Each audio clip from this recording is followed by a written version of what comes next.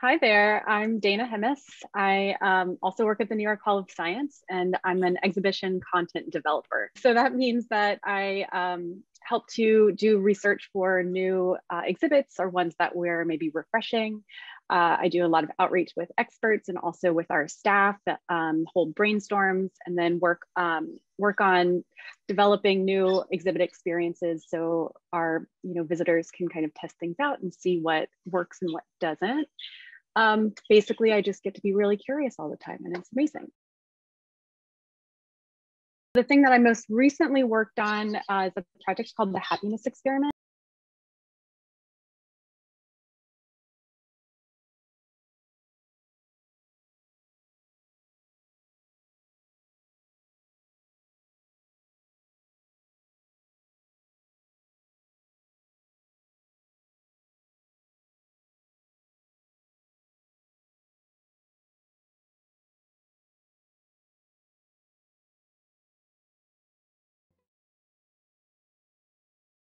As an exhibit developer, we actually are kind of using STEM in multiple ways. Sometimes we're building exhibits that are actually about STEM communication and engagement, but we also use a lot of these values and skill sets in how we're getting there from point A all the way to point Z or whatever.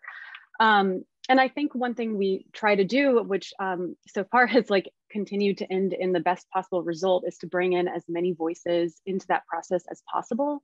And I think, I'm always surprised by how, like, when you bring in a larger team, when you're bringing in people who aren't necessarily in your department or even at your institution, bring them in from the outside, ask visitors or whoever you have access to. It's always so delightful to see just how much greater and richer the end result is. My background is in fine arts, so I took a pretty meandering path to get here to the New York Hall of Science. And I think that I was sort of shocked by the skill sets, that there's so much crossover in kind of what I was learning in my arts background and what I was doing when I'm working in more of like the science field. There, as just as you were talking about, engineering, you're trying things, you're testing it, you're learning from what you've observed or what didn't work, what did work, and then you iterate and you do it again. And all of that was very familiar to a lot of these skills that I'd learned before. And I think that it's,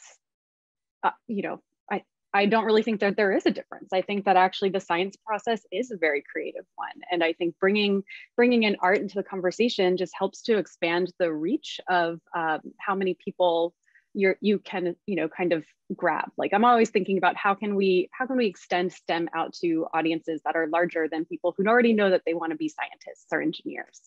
And art is one of the great ways that you can kind of help to maybe like shift the thinking that science isn't just one thing, it's a lot of things. So I'll give you some example of like the progress of how we work.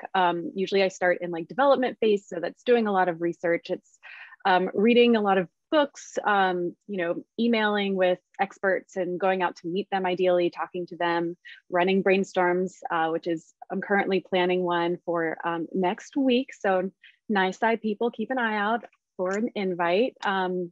That's for one that we're developing that's about city systems, which is really exciting. And then after that, start moving into like kind of early exhibit design and playing with sketching out ideas of how do you start to transfer this information, playing with cardboard, cutting a lot of cardboard, making very quick prototypes and putting those on the museum floor.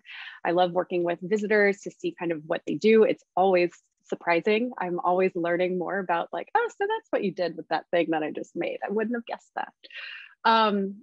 And yeah, and then from there you move into like pilot testing different versions of that. Maybe they're made a little bit more robustly.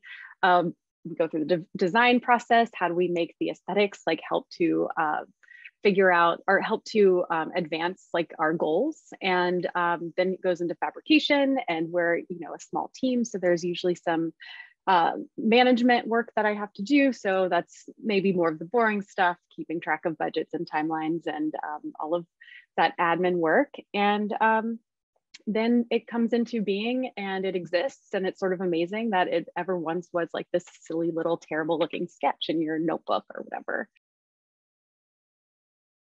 I feel like unpaid internships really bum me out, I guess, to put it lightly. But similarly, like, getting out of undergrad in the middle of New York City and having a ton of hefty student loans that are staring you in the face, and you have like 6 months before you start to pay them off, and you have to figure out how to live there suddenly. And yeah, I think it's really exclusive, and it excludes a lot of the potential talent sometimes by I think only limiting access to certain people of a certain like socioeconomic status. But that said, I am seeing more and more internships that are paid now, which I'm really grateful for. I know that I used to work in marketing at this company called Madwell. We only had paid internships. Also a lot of strange crossover between creative skills and marketing, just in case that's your interest.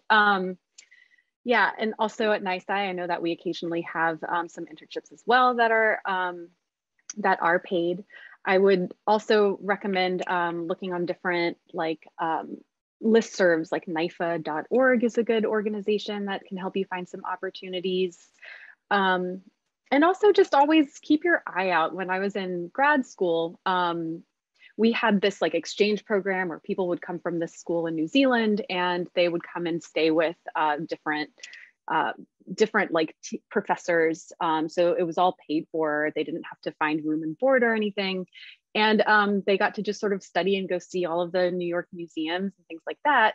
And I was wondering if it ever went the other way. Like, I only saw them coming from New Zealand. No one was ever going there. So I just proposed it to one of the professors on the New Zealand side. And they said, oh yeah, sure, that sounds great. And I got to go to New Zealand that summer and live with some professors and do an art project out there. And it was amazing. And I would have never been able to get myself to New Zealand otherwise.